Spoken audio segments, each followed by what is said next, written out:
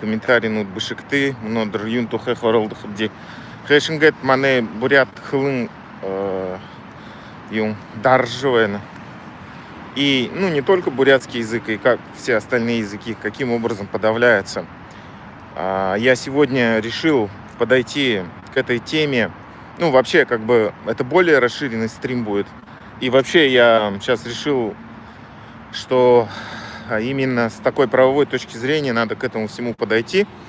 Потому что я, возможно, именно этот аспект в стримах, в своем вообще ведении блога упустил. И сейчас я думаю, что это все надо наверстать. Так, у меня что, стрим же идет? Или у меня что, доступ по... нет, все нормально. Я думаю, у меня не открытая ссылка. В общем, сегодня хочется именно поговорить о тех законах, вообще Конституции нашей Республики Бурятия, которая была нарушена. И, возможно, люди в комментариях Мане Бурядут, и другие народы тоже именно этот вопрос правовой поднимут, потому что, это один из самых, наверное, главных аспектов, которые надо вообще, в принципе, поднимать, озвучивать. Ладно. Так, на худут пока заходите. И немножко я еще новостями перед именно обсуждением подавления бурятского языка и других языков озвучу. Это то, что сейчас на Надежду Низовкину, правозащитника, которая даже не была, к сожалению, моим защитником на процессе, была в качестве слушателя. На нее сейчас оказывается очень мощное давление. Даже каким-то образом они смогли, я так понял, при помощи бота-фермы смогли кинуть страйк на ее канал, на определенные видео, и смогли удалить ее аудиозаписи с суда, где ее, вопреки определенной статье, я даже сейчас, так как у меня есть запись, которую я делал, сейчас, минуточку, я вам это озвучу. Сегодня я как раз теми вещами, написанием текстов занимался. Есть статья 241 УПК РФ, часть 5, которая гласит, что аудиозапись на суде можно производить, и не надо ни у кого никакого разрешения спрашивать, ни у судьи, ни у кого-либо, и выкладывать ее. То есть эта статья была грубо нарушена, и правозащитника, которая даже не была в статусе защитника моего, а была в качестве слушателя, тем не менее, получается, выдворили из зала суда, тем самым нарушив статью эту УПК, да. И также, получается, мое ходатайство, которое в соответствии со статьей сейчас 50-52, в общем, да, УПК РФ, я отправлял. И, в общем-то, я взаимодействовал с судом. Но, несмотря на то, что они изначально в суде приняли мое ходатайство, даже сами же его и подтвердили, отправляли мне повестки, но затем в самом суде, понимая, что Надежда Низовкина будет активно защищать меня, активно вести мое дело, они это ходатайство отклонили, опять же, нарушая и мои права, и права Надежды Юрьевны. То есть уже у нас налицо два таких грубых нарушения. И это даже не говоря о том, что сама-то статья, да, эта 207.3, по которой меня обвиняют, это на самом деле статья, которая напрямую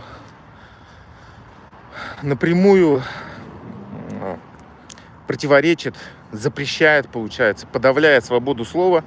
То есть то, что, по идее, якобы гарантировано в Конституции. Мы на самом деле понимаем же, что даже без этой статьи все равно в РФ очень мощная, в Рашке очень мощная цензура, подавление свободы слова.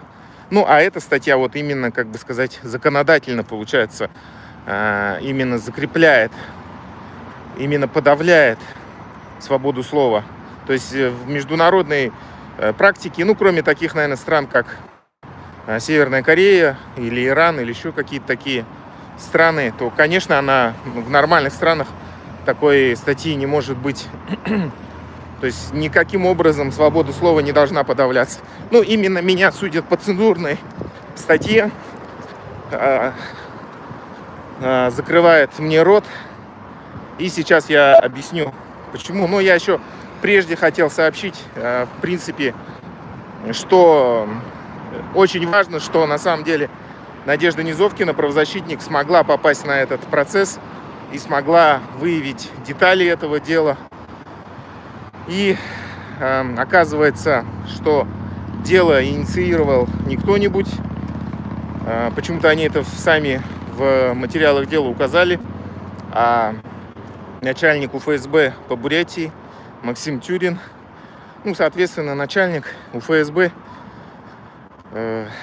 если что-то делает, то, наверное, ну, то есть не наверное, 100% это была команда из Москвы. То есть он выполнял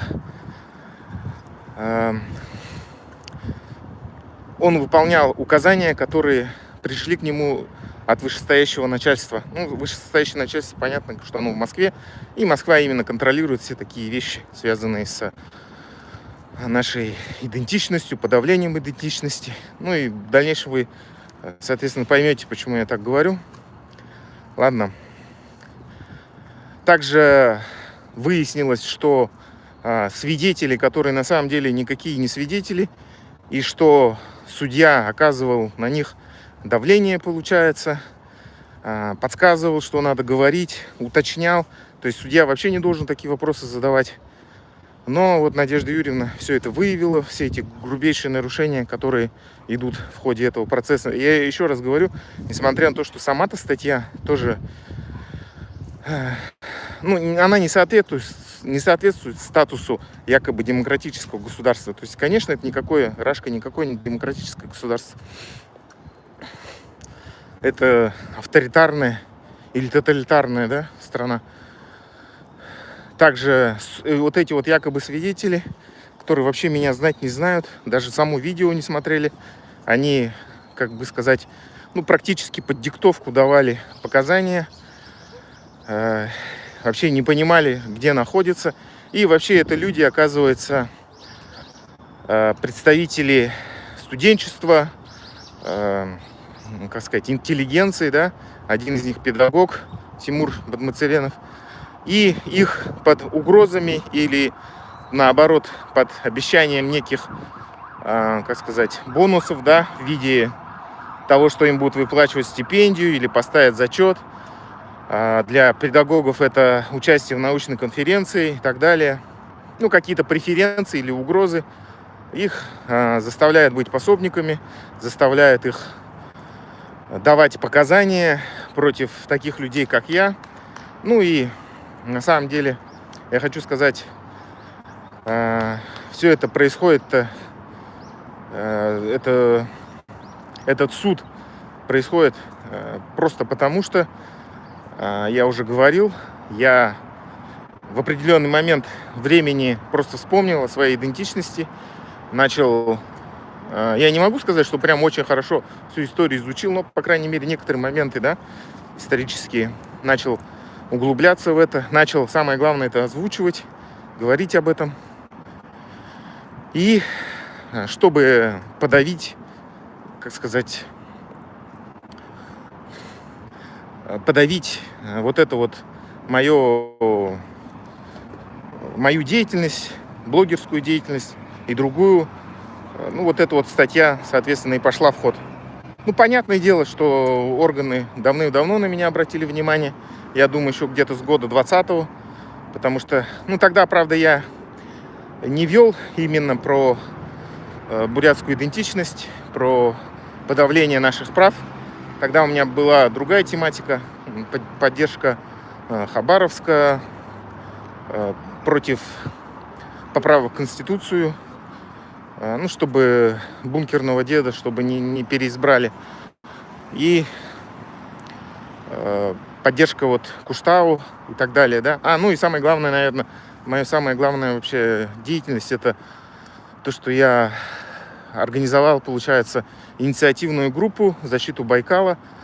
Ну, я тогда понимал, что мы, как бы сказать, уже тогда я чувствовал, что мы под контролем находимся спецслужб, что, ну, потому что я в Улан-Удэ находился, ходил на одиночный пикет, другие ребята тоже ходили.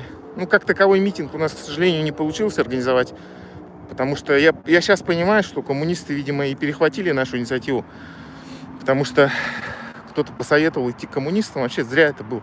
Ну, ладно, сейчас я, наверное, буду углубляться в какие-то несущественные детали. Давайте сейчас именно с точки зрения того, как бы сказать, ну, якобы документов Конституции, которая в нормальном правовом государстве должна работать. А в Рашке она, понятное дело, вообще не работает. С этой точки зрения посмотрим. Я сейчас вам буду просто называть статьи Конституции. Я еще хочу напомнить, что помимо Конституции РФ, Рашки, существует еще и Конституция Республики Бурятия, так же, как и Конституции всех наших республик, и Саха, и Татарстана, и остальных. И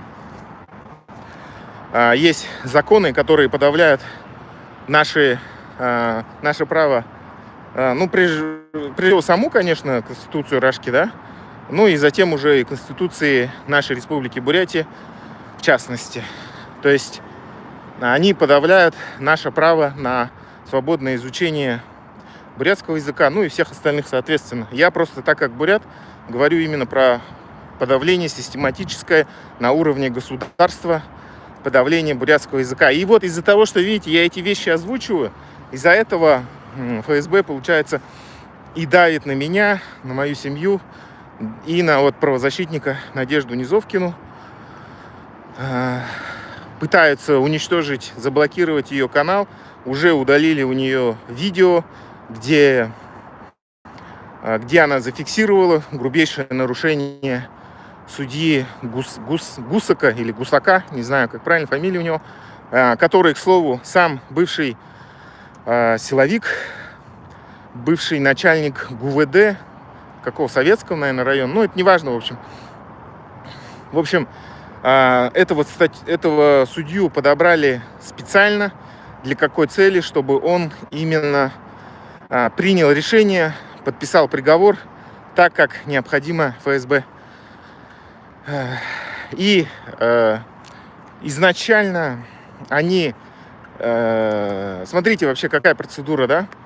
Они пытаются все вот такие вот процессы по политическим статьям цензурным провести тихо, чтобы не было, ну, как бы разглашения, да, вот этих всех вещей, чтобы именно все прошло, как сказать, под диктовку, да, что все прошло тихо, спокойно, ну, чтобы я там, как сказать, промолчал, все это съел, и как вот всякая агентура, да, там, как сказать, смеялся над этим и так далее.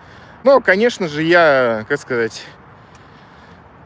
решил все это озвучивать, так как надо фиксировать все эти нарушения. Ну, как видите, это очень...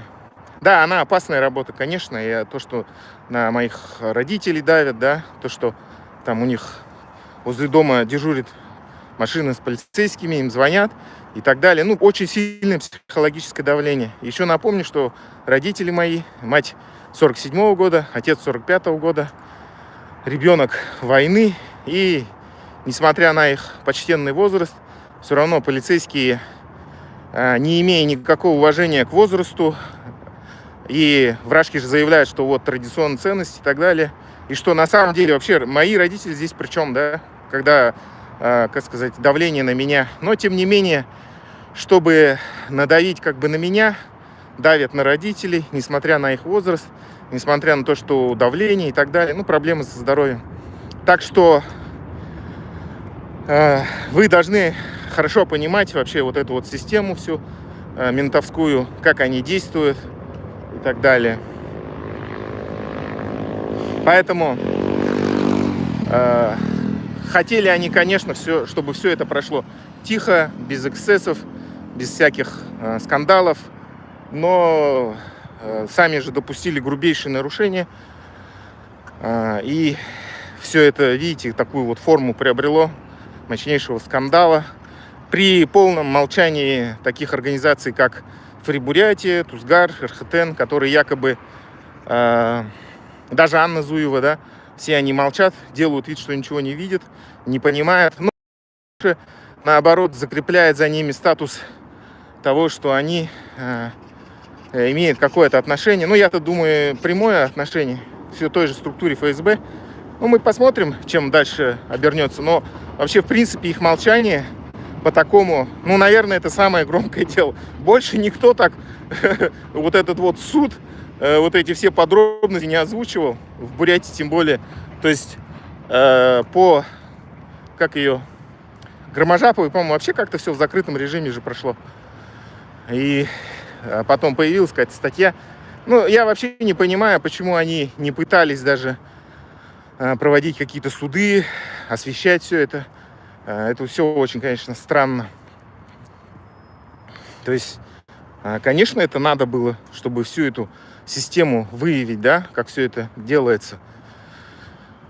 Мы очень много подробностей узнали из этого дела. И, как сказать, ладно, я о другом не буду сильно пока распространяться, пока на этом. Ну и давайте перейдем уже непосредственно именно к самому делу. Но, видимо, у них почему-то вообще принято, что обвинение всегда строится по таким, как сказать, с их точки зрения, железобетонным доказательствам. Это то, что, видимо, в каком-то стриме я примерно представляю, с кем. В общем, мы обсуждали и осуждали расстрел, уничтожение мирных жителей в Буче. И, конечно, я это осуждал. И мы там разбирали то, что именно буряты там не присутствовали, не убивали мирных жителей. Это была Псковская дивизия. И вот это, я так понял, основное, как бы сказать, обвинение, которое в мой адрес идет. То, что вот... И почему-то они, кстати, там, я так понял, в материалах дела не говорят, что было уничтожение, расстрел мирных жителей, а именно то, что просто якобы рашкинские военные убивали украинских. Ну, что-то, какая-то странная формулировка. То есть именно то, что там было убийство мирных жителей, они почему-то на этом акцента вообще не делают. В общем, именно по вот этой, самое основное обвинение, видимо, по вот этой именно идет статья про Бучу, в общем. Таким образом, ну,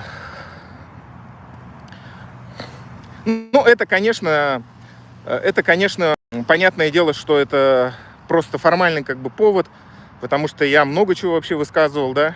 Самое главное, это вообще мое, это то, что я пришел к выводу, что нам необходима независимость. И то, что сейчас современная Рашка повторяет судьбу Советского Союза, и что рано или поздно это все произойдет. Ну, и я просто на самом деле долго думал,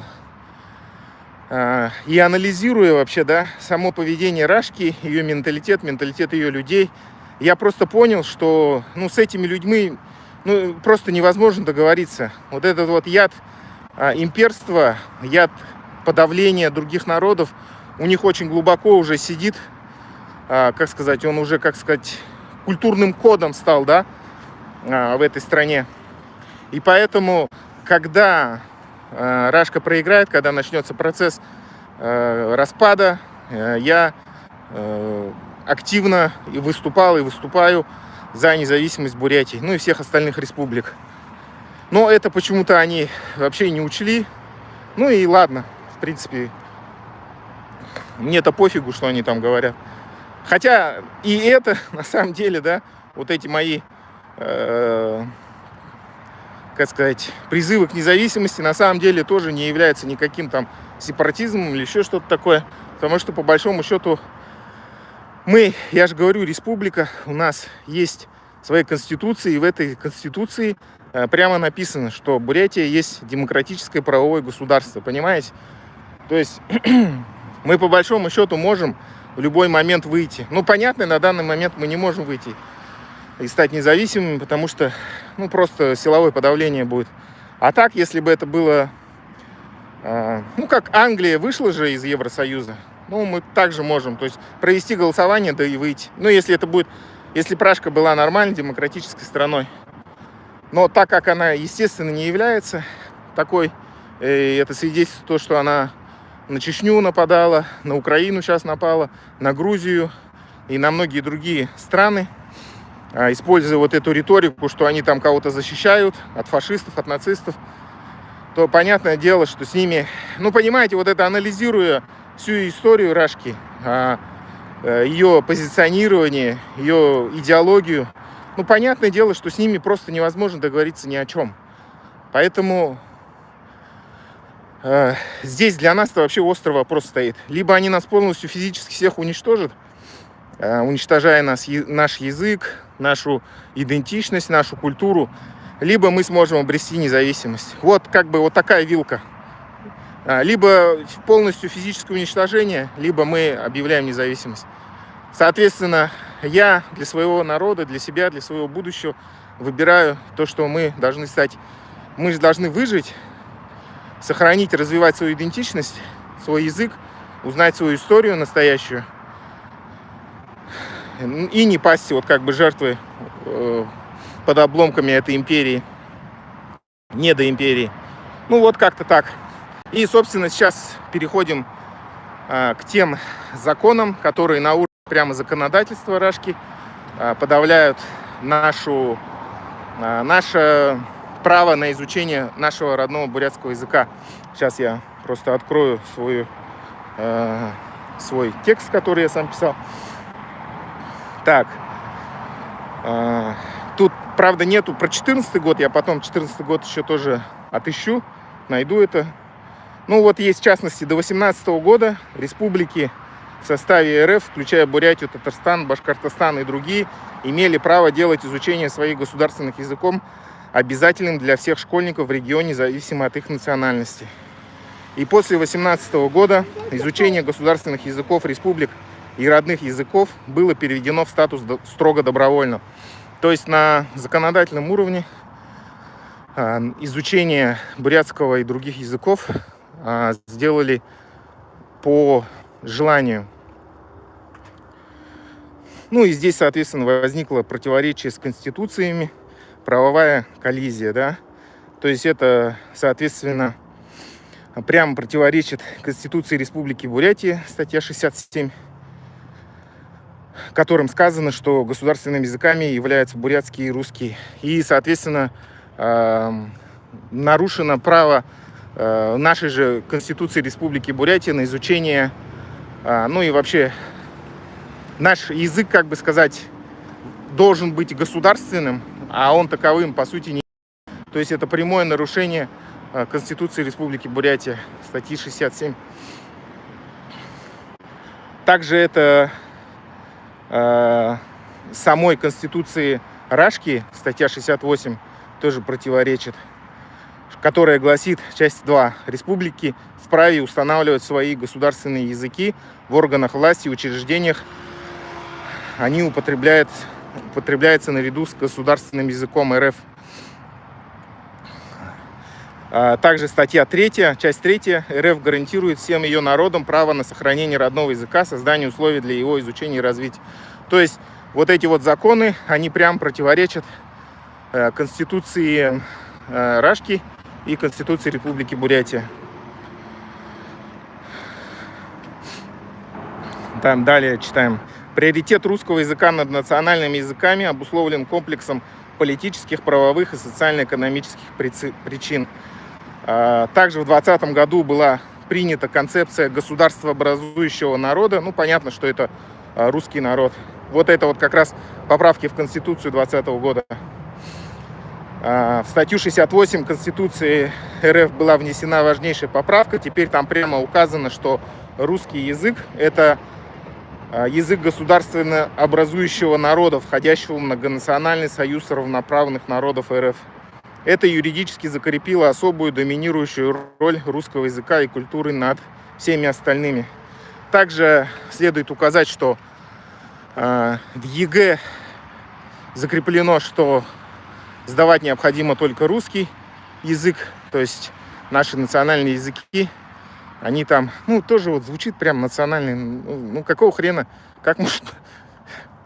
Понимаете, это видите? Опять же, вот терминология, да? То есть есть какой-то вот основной типа язык русский, а есть национальный. Как? Это опять, даже на уровне терминологии все неверно, на самом деле. Как в моей республике я могу говорить, что национальный язык, да и вообще в самой Рашке даже, да?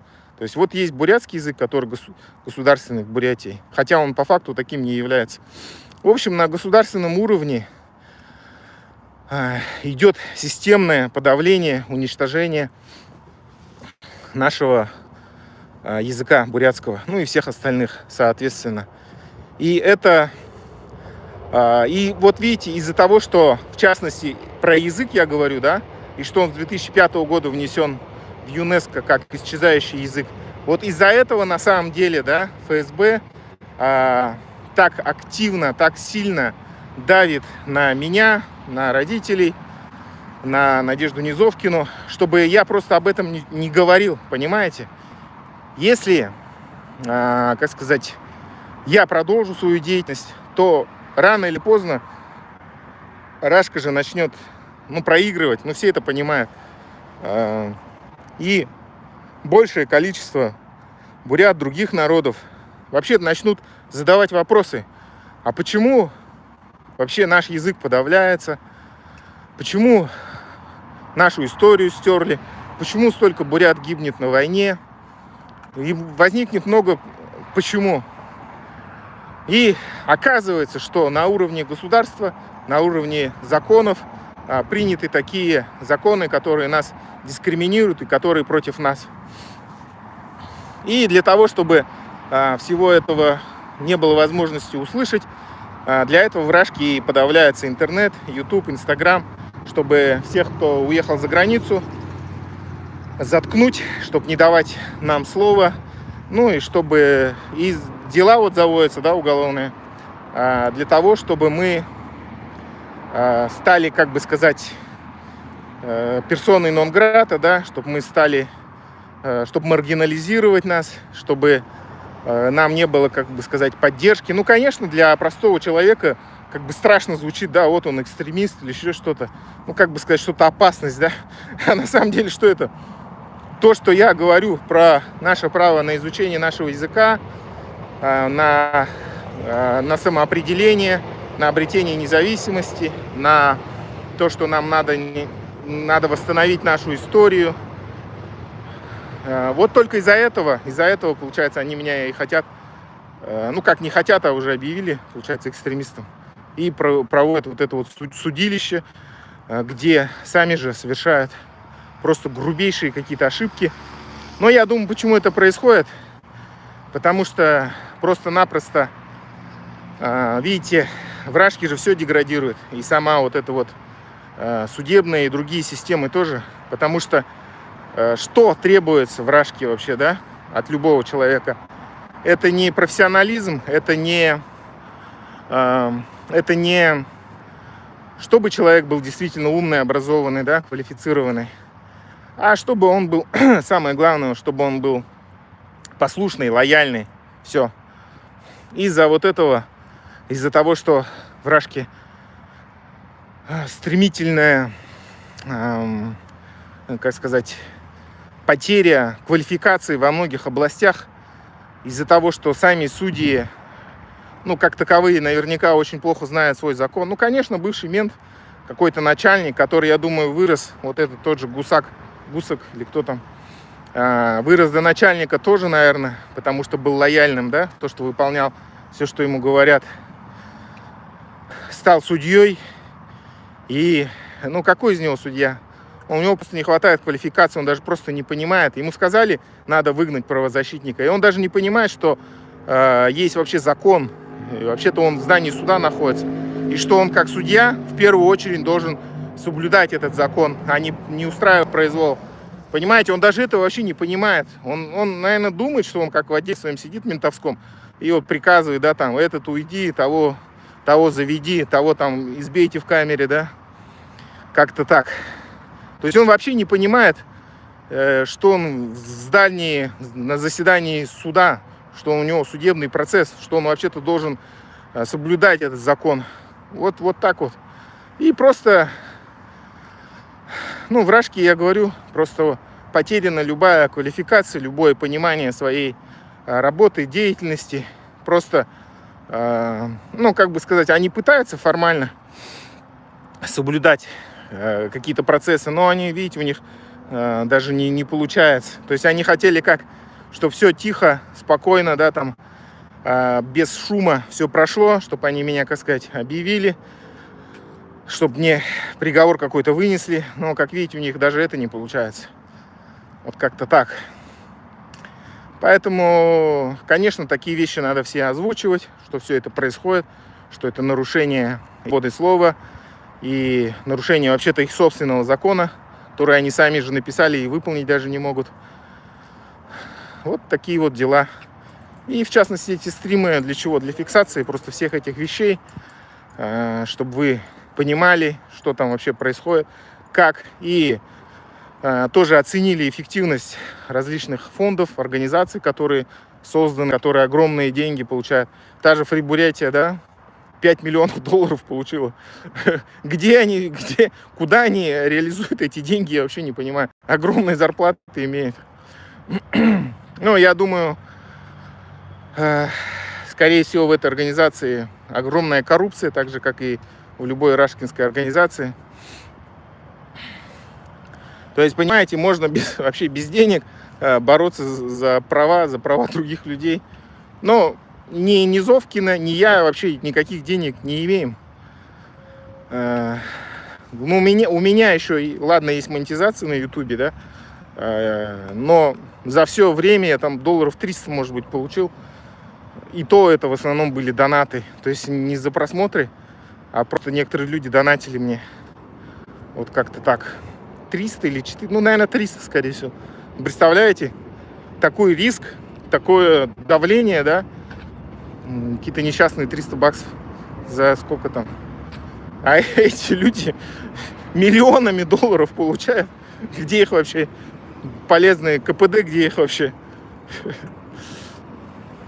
Причем они по-любому содержат большой штат всяких дизайнеров или еще кого-то. И эффективность, я считаю, около нулевая. В принципе, они, мне кажется, для этой задачи и поставлены вообще. То есть, понимаете, если, допустим, условно у меня был бы свой штат, не таких вот, которые ни хрена не делают, а, вообще был бы бюджет, был бы штат своих людей, то это совсем другие результаты были бы, поверьте. Видите, что об этом судить, когда на такие вот, места, должности ставятся специально подобранные люди. И, в общем-то,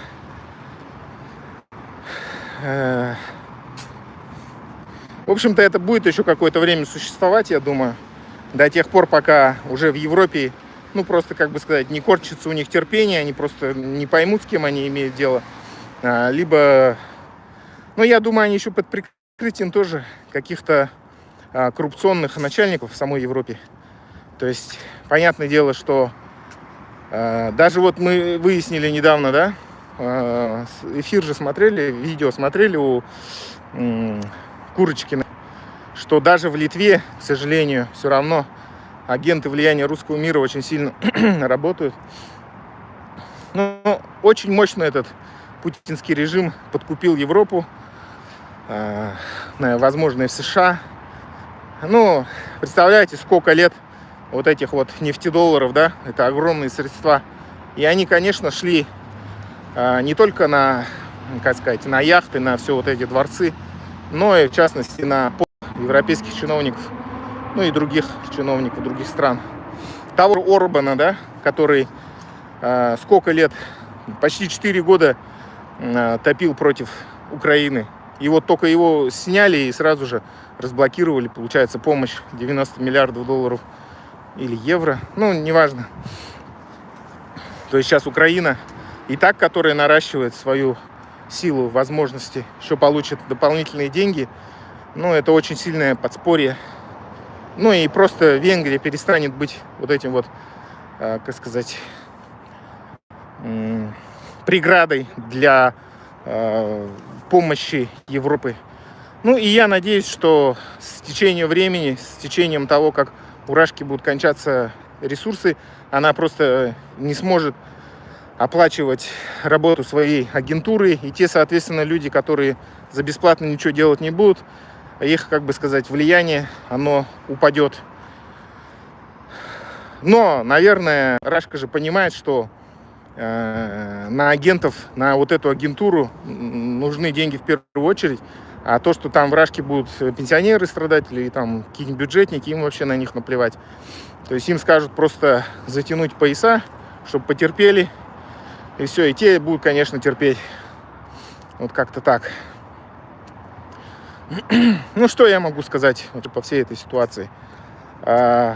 Конечно же, надо вообще тот произвол, который с вами происходит, озвучивать, сообщать по возможности, да, куда-то, чтобы все это не было... Понимаете, смотрите, у меня ситуация какая, да? Я завел этот канал, работал над ним. Да, меня тоже использовали, получается, всякая агентура, да, вроде там БНД или еще кого-то. Ну, как сказать, я так понял, это был хитрый план. В конце концов, я их выкупил, то они такие.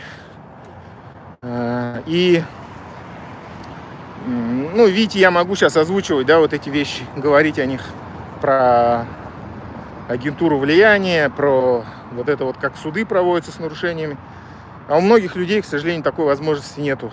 То есть, если он там на территории Бурятии, его поймают, арестуют, ну, у него, во-первых, физического доступа не будет, да, к социальным сетям.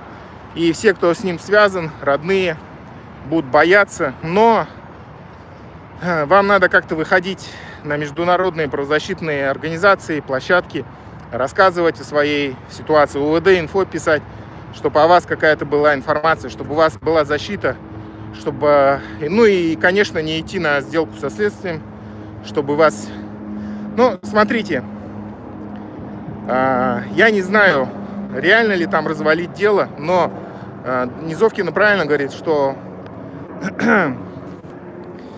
возможности этой, как бы сказать, карательной машины, они будут меньше, они будут больше бояться проявлять насилие там и так далее, пытки.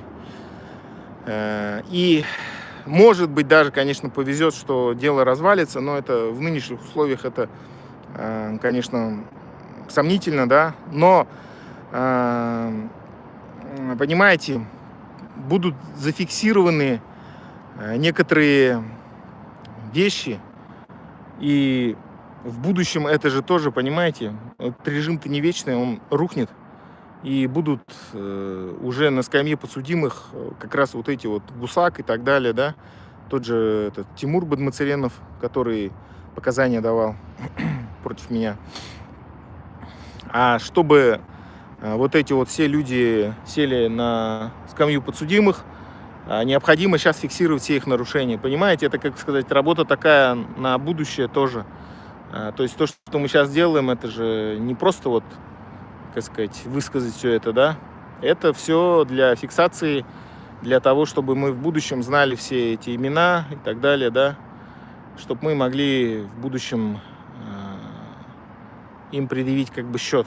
Понятное дело, они будут, наверное, куда-то укрываться, убегать, попытаются себя защитить, попытаются какое-то алиби себе выстроить, или будут говорить, что от них ничего не зависело, на них давили и так далее, да, то есть они не могли ничего сделать, но это будут все отговорки. Надо сейчас уже фиксировать все их нарушения, произвол. Ну, того же Гусака можно уже хорошо поймать, то есть он сам уже грубейшую ошибку нарушил, допустил, выгнал правозащитника, несмотря на статью соответствующую, не допустил ее, ну, то есть он уже много совершил ошибок. Так что и тот же этот свидетель, который никакой не свидетель, да и вообще всю эту всю эту так называемую правоохранительную махину судебную надо будет тщательно оценить. Поэтому, видите, нужны вот эти вот прецеденты, да, как у меня, чтобы мы могли фиксировать нарушения и как бы сообщать о них в различные международные инстанции, чтобы все фиксация была, чтобы было зафиксировано фамилия, должность и так далее, да, кто что делал в какой-то определенный момент. Потому что Нюрнберг все равно будет, он состоится, и вот эти, чтобы все люди понесли свою ответственность в будущем. А так, если все будут, понимаете, вот по такой же статье, как он сидит, бурят, по 207.3, да, посадили, он все молчал, ничего не говорил, в будущем, чтобы его, как сказать, ну, вот он захочет подать иск, да, против этой системы, а они ему скажут, ну, ты же вот сам как бы шел на сделку со следствием, да, ты же вот везде подписал, согласился, да, ну, а что ты сейчас, что ты хочешь? Чтобы таких вот не было вещей, надо фиксировать все нарушения, понимаете, это в этой области, да, с одной стороны, мы все понимаем, да, сколько Рашка совершает преступлений, но, понимаете, в конце концов будет разбираться же суд во всех этих вещах, хотим мы того или нет, люстрации и так далее. В той же Украине целый же штат тоже сидит, судей и так далее, да, прокуроров, которые все нарушения, все уничтожение мирного населения, ну вообще все военные преступления, они все тщательно фиксируют, докладывают в международные инстанции и для своей будущей тоже работы, деятельности они все это фиксируют. Понимаете, все это надо... Вы, если попали под вот это жернова, или у вас есть доступ к такой информации, вы обязательно все это должны тоже сохранять для будущего. То есть в будущем нашей независимой Бурятии и в других республиках мы вот этих вот людей, наподобие Гусака или того этого Тимура Бадмацаренова и всех этих агентов влияния, мы же должны им показать вот обвинение, доказательную базу.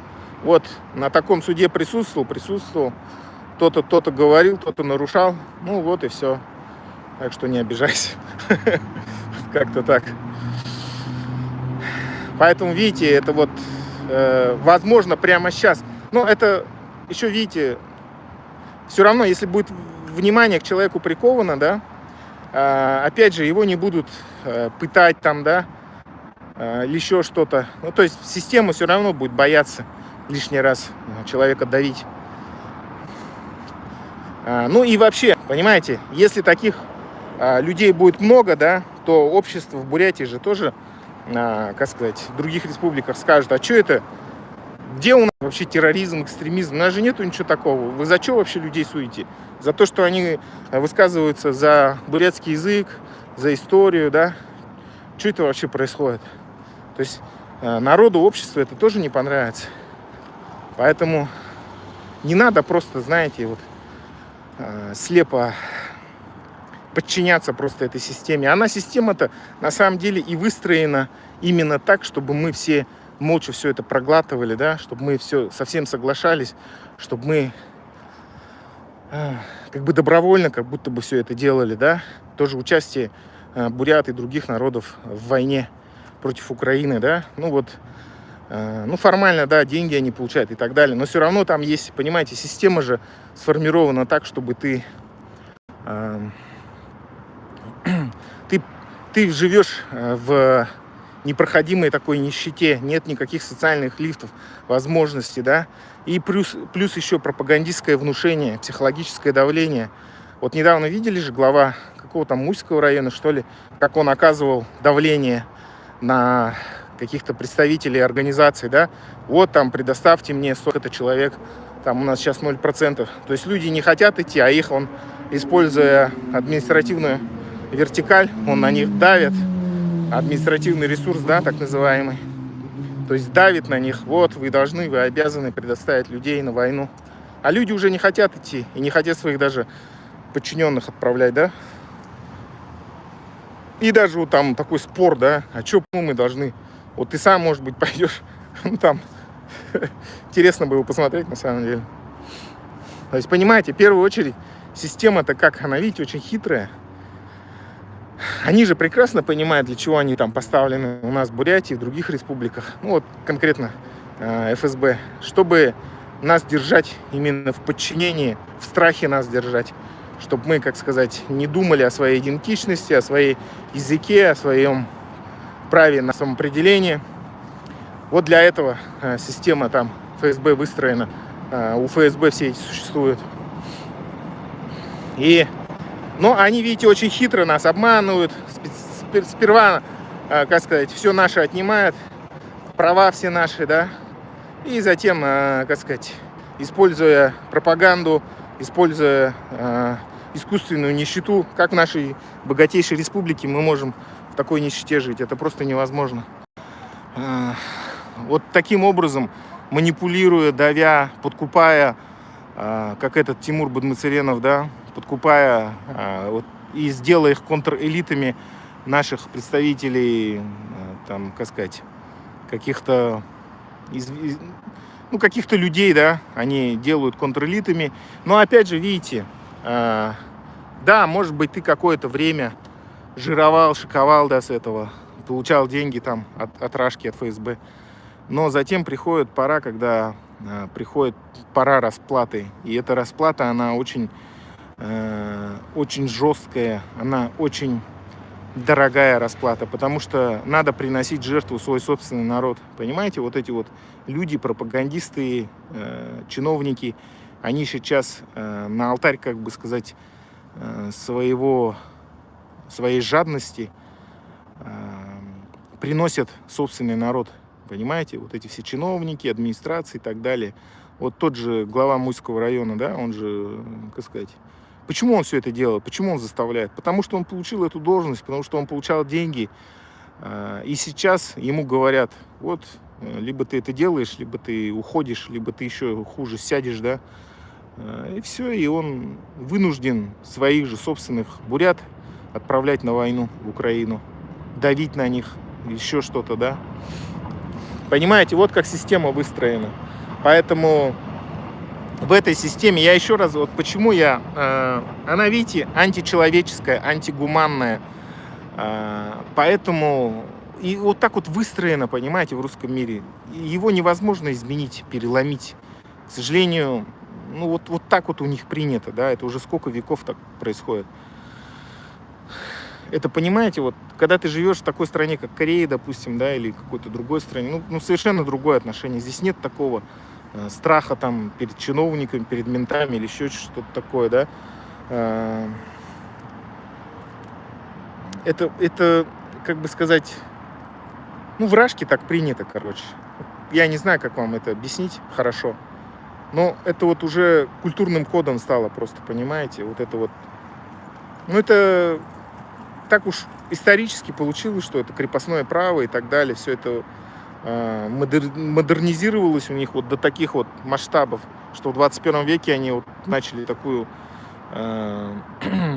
войну, которая, ну, вряд ли сравнится с какой-то другой войной, да, разве что со Второй мировой, где там только ядерное оружие, разве что они не применили до сих пор, а все остальное, все, что могли, уже применили. И ковровые бомбардировки и так далее, и пытки, и все остальное, да. И понимаете, вот с этой системой, я почему вот выступаю за самоопределение, да, ну невозможно никак ее изменить, поменять, что-то пытаться ее улучшать, это просто, она, понимаете, она всегда будет восстанавливаться, да. Поэтому надо просто с этой системой покончить раз и навсегда. А покончить можно только получив независимость. И позже никогда не идти по пути, рашкинскому пути, да, никогда не создавать такую вот тоталитарную систему, как у них. Надо, ну, мое мнение вообще, да, сейчас, когда искусственный интеллект появился, вообще просто легко. Учитывая то, что у нас, как сказать, новая будет республика, учитывая наше небольшое население, мы просто можем напросто устроить цифровое правительство очень легко. То есть, используя просто искусственный интеллект. То есть нам не обязательно Нам не обязательно же вот эти чиновники, да, которые там будут в хурале сидеть или еще где-то в правительстве. Зачем нам вообще чиновники? Это же все дублирующие должны. Ну, по большому счету, они что там делают? Они, как бы сказать, следят же, типа, должны следить за исполнением каких-то поручений, так, у них секретари и так далее. То есть сейчас это то, что бюрократия какая-то, да, она почему? Потому что там согласование требует, а на самом деле не согласование, чтобы тебе занесли взятку и так далее, да. То есть на самом-то деле, если мы искусственный интеллект поставим над всем этим, нам не нужны будут никакие чиновники, да. Понятное дело, что есть сферы, да, там, допустим, здравоохранение или еще что-то, где там нужны живые люди, которые будут оказывать все это, да, помощь и так далее. Образование тоже, думаю, не стоит отдавать искусственному интеллекту. Все-таки от человека к человеку это лучший способ обучения. Но вот в сфере управления, в сфере каких-то вещей, где просто огромный штат вообще некомпетентных просто людей, которые целый день ничего не делают, сидят просто на заднице и просто занимаются коррупцией и так далее, да, вот это все можно спокойно заменить искусственным интеллектом. И просто каждому человеку в телефон установить особое приложение, и все, и там будем контролировать. Ну, то есть, знаете, вот сейчас уже, да, когда искусственный интеллект есть, а когда Бурятия обретет независимость, он еще будет на более таком высоком уровне, это все сделать очень легко. Нам на самом деле не нужны будут живые какие-то чиновники или еще что-то. Также и бюджет можно.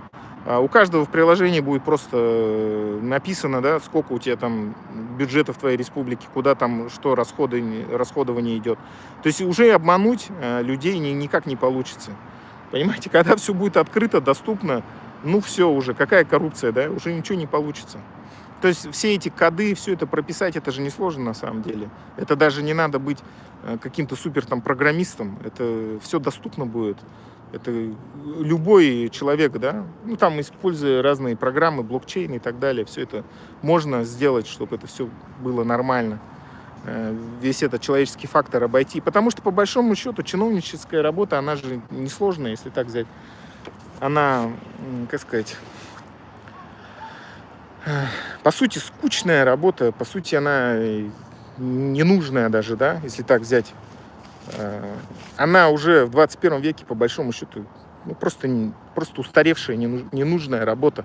Но из-за того, что я понимаю, большие государства вряд ли от этого смогут отказаться, просто потому что, ну, представляете, такой вот штат дармоедов, да, они же, как сказать, живут за счет других людей, да, ну, паразиты, по большому счету, ничего не делают, никакой от них толку нету, никакой они нужды людям не несут, но зато получают огромные зарплаты, живут намного лучше, чем какой-нибудь работяга, и они, по факту, они вообще бесполезные.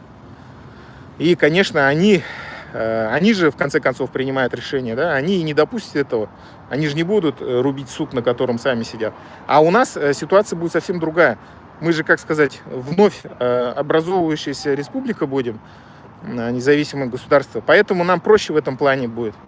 То есть нам главное провести разъяснительную работу для населения, и все, в принципе. Ну, просто, как бы сказать, обезвредить вот эти вот контрэлиты и так далее, чтобы они не пытались захватить и установить цифровое правительство, и все. Понятное дело, что со стороны тех же больших государств тоже будет давление, да, потому что, ну как, представляете, если мы станем очень эффективными, да, другие страны же тоже захотят перенять наш опыт, и попытки тоже будут, да, но я думаю, все равно надо этот момент пытаться исполнить. Ну, а такие вещи, как у ФСБ и так далее, это надо вообще, конечно, сразу реорганизовать. Тех, кто непосредственно виновен в каких-то преступлениях, надо их, понятное дело, иллюстрировать, посадить. Также всю эту судебную систему пересмотреть. Ну, короче, если все нормально реорганизовать, все сделать, все четко будет на самом деле. Очень стремительный рост будет и численности, и вообще, как сказать, материального благосостояния людей. И я думаю, даже на почве национальных всяких конфликтов ничего такого не будет. Потому что там уже будет не до этого, на самом деле. Ну и там строго, как сказать, установить, что такие вот всякие провокации, там давление, да, там установление русского языка как доминирующего, это надо строго все запретить, контролировать все это, чтобы не было попыток установления русского мира в Бурятии. Вот как-то так.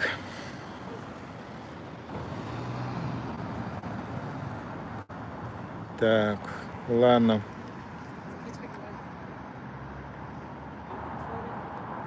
Сейчас маленько почитаю комментарии, наверное, и все.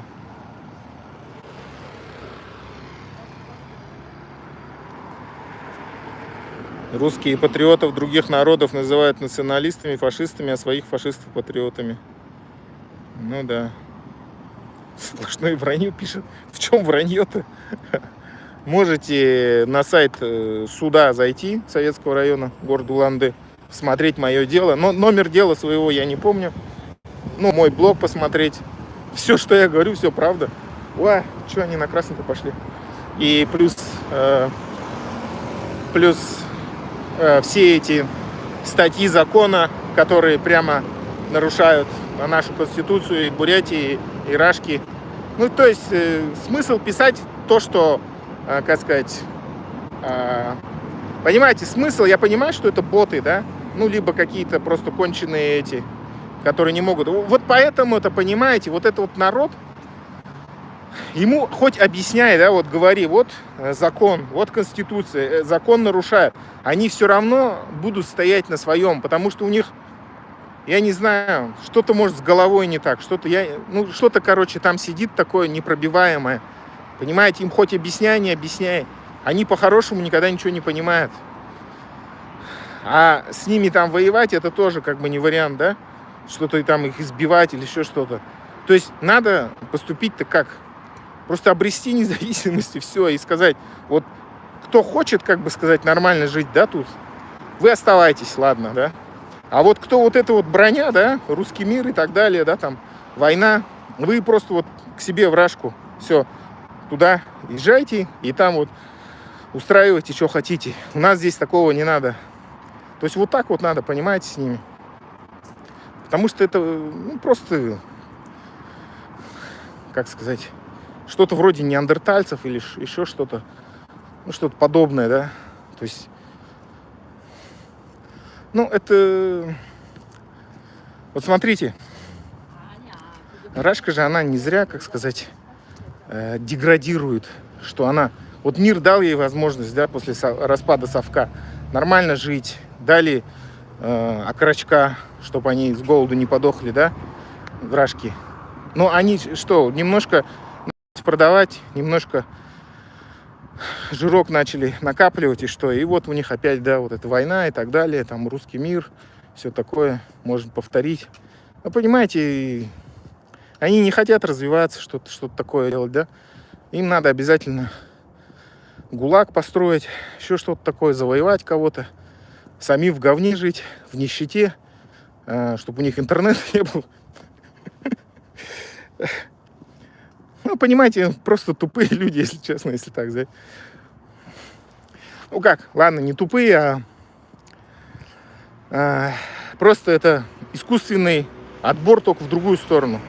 Обычно искусственный отбор, он, как бы сказать, самые сильнейшие выживают. А здесь из-за того, что самые, как сказать, лучшие представители, видя несправедливость, они борются, да, за свои права или еще что-то, или уезжают, а остаются вот кто? Самые вот это вот стукачи всякие, да, самые те, кто могут это все терпеть, да, несправедливость и так далее, несогласие. То есть несправедливость, ложь, лицемерие, вот такие и остаются. И понимаете, их потом критическая масса становится. Но опять же, видите, в чем их минус? Они же умеют только подчиняться, они умеют быть, как сказать-то, быть никем, по сути, да. Они не умеют работать нормально, они не умеют ни воевать, не судить нормально. Они ничего не умеют. Они могут просто быть подхалимами, всякими стукачами, доносчиками. Вот так вот целая страна потом, целая рашка такой становится. Понимаете? Поэтому это как это правильное, хорошее выражение есть, как там какой-то барак, сифозный барак или еще какой-то. Ну, что-то такое. Это вот как... Это реально как какой-то барак, короче. Сифилитический или еще какой-то. Гнойный барак, короче. И с ним, понимаете, невозможно договориться с этими людьми. Надо просто их, как сказать, как-то изолироваться. Отправить их туда, к себе в рашку. Пусть они там ходят, хоть что несут, хоть всякую чушь, ересь там несут. В нормальном обществе, понимаете, они не могут. Тот же вот Соловьев, да, хоть он и не русский по этническому своему, но он русский духом, грязными словами какими-то последними обругал эту высшую чиновницу в Италии. Понимаете, это же тоже непросто. Сперва до этого сколько заискивался, да, ходил. А потом, когда сам совершил военное преступление, стал участвовать в пропаганде, у него, соответственно, отобрали его недвижимость. И вот он, все его гнилое нутро вскрылось. И вот, таких вот, как Соловьев, представляете, сколько миллионов в Рашке живет? Это что, хорошие люди, что ли? И как с такими договариваться-то? Они же не умеют по-хорошему, по-нормальному, по-человечески. Они могут вот только так стукачом быть, каким-то подстрекателем, еще что-то такое. Это те, кто, как сказать, за столетия, за годы вот этого искусственного отрицательной селекции смогли выжить самые такие подлые, самые какие-то гнилые люди с двойной, с тройной моралью, у которых ничего хорошего нету, по сути, в душе. И вот, представляете, с такими людьми, да, как можно вообще какой-то диалог выстроить? И с ними ничего не бесполезно вообще. Вот как-то так.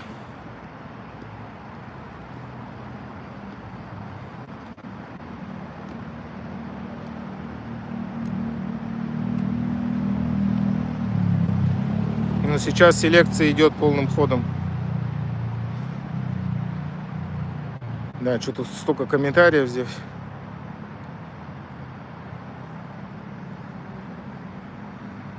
Тебе, видимо, нечего говорить, кроме как про Россию. Не, я вот про Рашку ничего и не говорю же, по сути. Я говорю про сейчас в данный момент про Бурятию вообще. И всегда говорю про Бурятию, что нам нужна независимость. Я, ради бога, в вашей Рашке живите как хотите. Я вот сколько говорил об этом. Вот граница, вот кто у нас русские жили, да, и кто нормальные, адекватные, пусть живут, да, у кого там браки и так далее.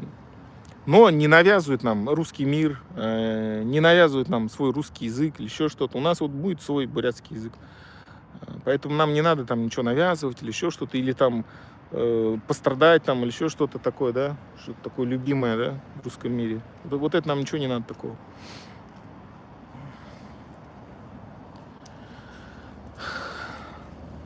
Такие дела. Поэтому как-то вот по-своему там у себя как-то живите. Желательно, чтобы ни на кого не нападали, никакие войны не развязывали. Понимаете, вот...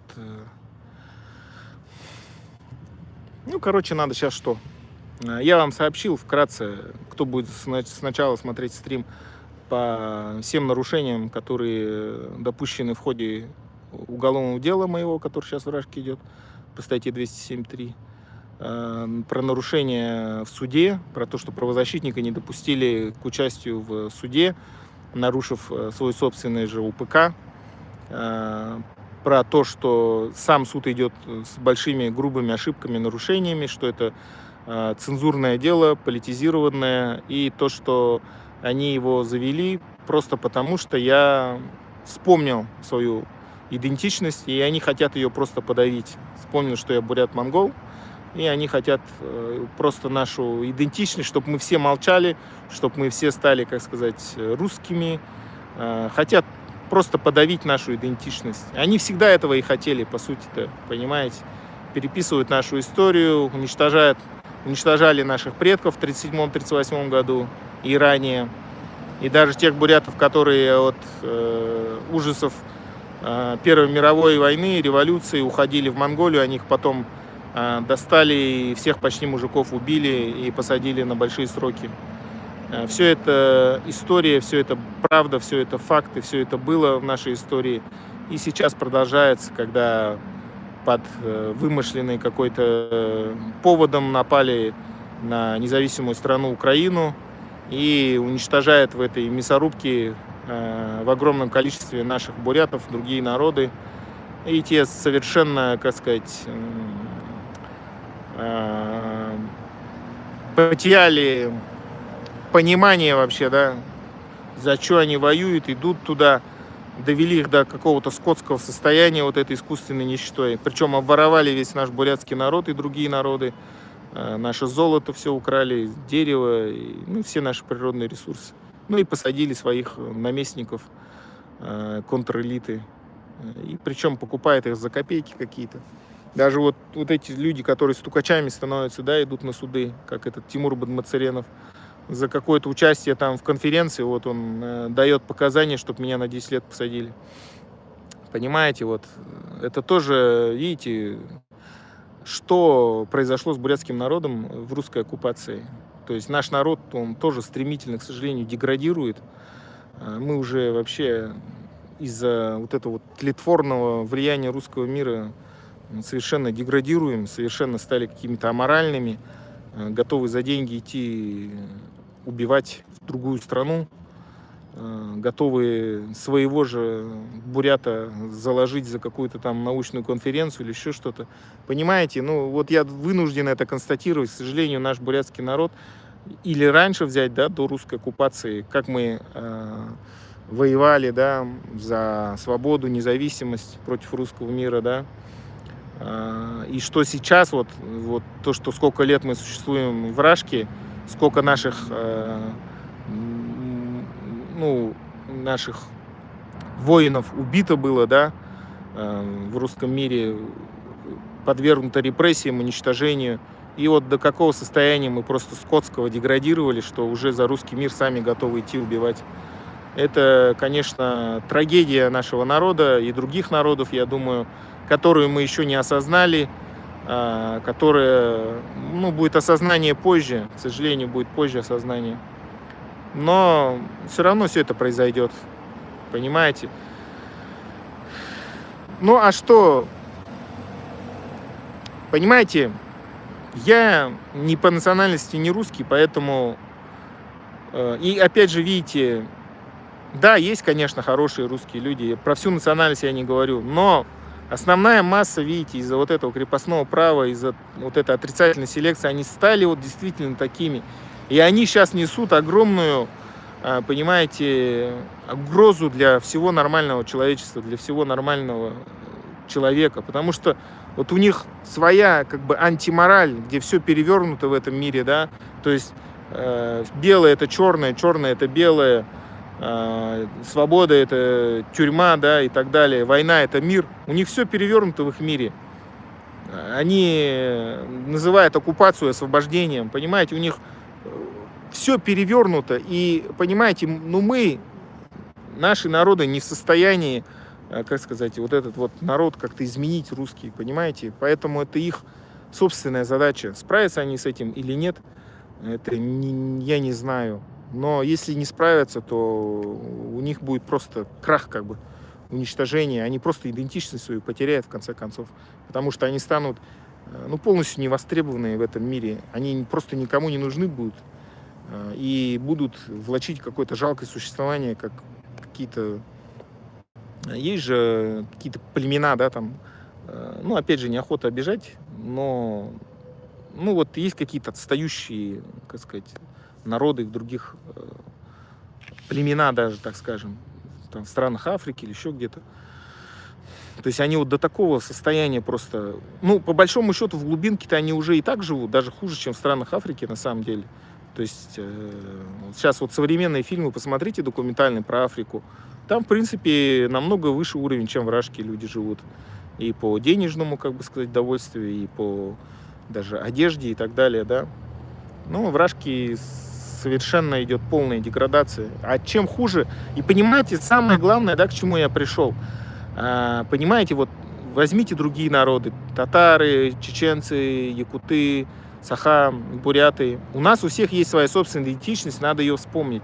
У русского с этим огромные проблемы именно с идентичностью, потому что вся их идентичность, к сожалению, строится на вот этом вот вымышленном мире, на подавлении на каком-то, на мифах, да, о каком-то величии, которого не было никогда.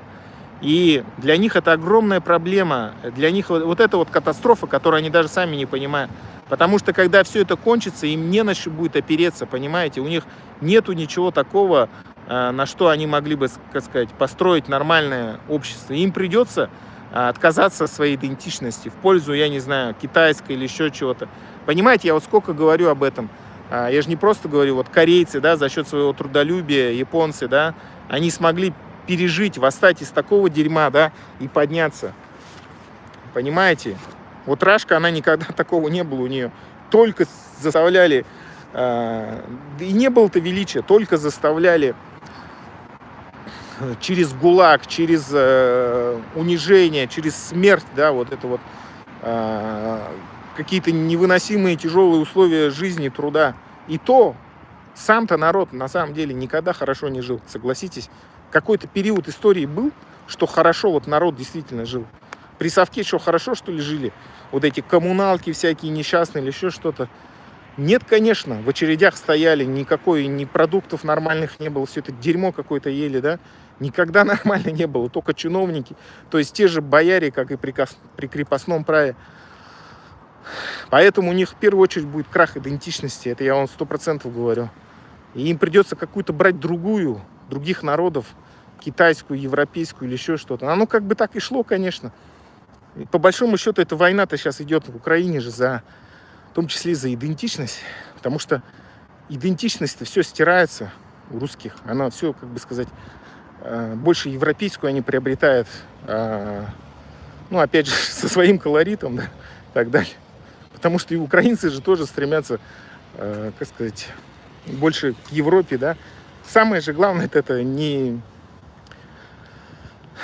как сказать-то, менталитет. Всегда же люди тянутся к тому, кто лучше живет, кто эффективнее, кто материально лучше, да. Никто же не хочет жить, никто не хочет ехать в Северную Корею. Лучше люди поедут в США или Южную Корею или Японию. Ну, в Японию не попадешь. Но никто не хочет в Иран, в Рашку ехать или в Северную Корею, согласитесь? А когда ты приезжаешь в эту страну, ты хочешь или не хочешь, ты начинаешь принимать ее законы, устои, ее менталитет, понимать этот народ. Вот так вот, как бы сказать, и приобретается, да. Ну, конечно, твой собственный сохраняется, но дети уже по-другому будут вырастут.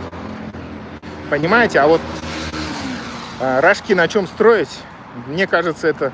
Ну, я даже уверен, если честно. У самого русского народа большие, громадные проблемы будут. Когда они, если смогут еще понять, понимаете, если вот те, кто упрутся до талого, да, они просто, я вам точно говорю, деградируют. Почему? Потому что если они так упрутся, не захотят сотрудничать ни с кем, что будет? Они погрузятся в нищету. Не будет, не все больницы с скорости закроются, потому что они все там разворуют, пропьют. Если они вот будут дальше так жить. Школы закроются. Они, понимаете, просто деградируют.